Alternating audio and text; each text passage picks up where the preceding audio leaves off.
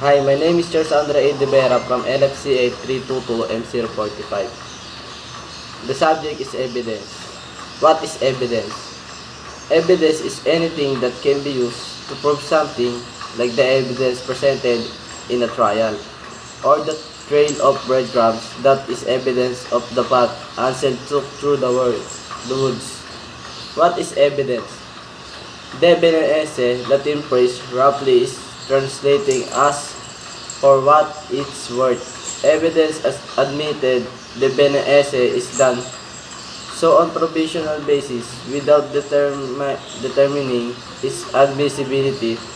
What is the difference between factum probandum and factum probans? A factum probans,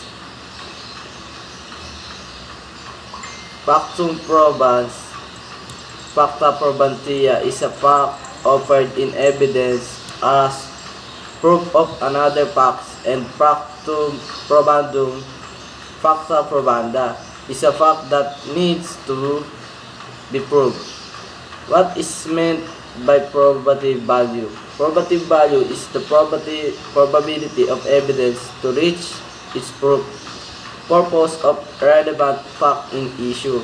It is one of the main elements of admitting evidence, as the admitted evidence must be relevant, lending to make the fact in issue more likely or less likely to happen,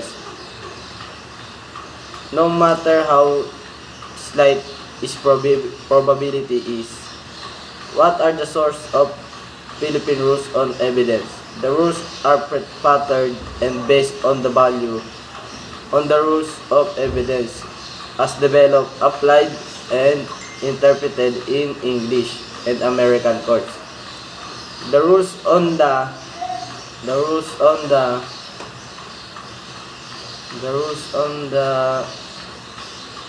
disqualification of witnesses are patterned from the rules applied in the state of California.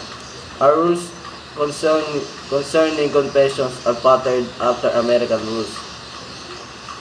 What are the assumptions or requisites of admissibility?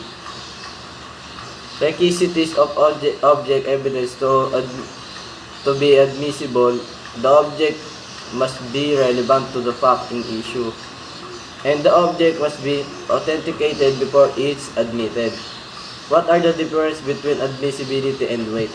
In a case involving testimony about DNA, the assertion that a particular method of testing DNA is reliable is of general import.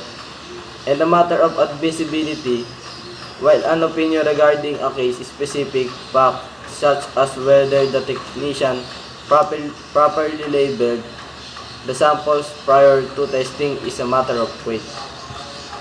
That's all.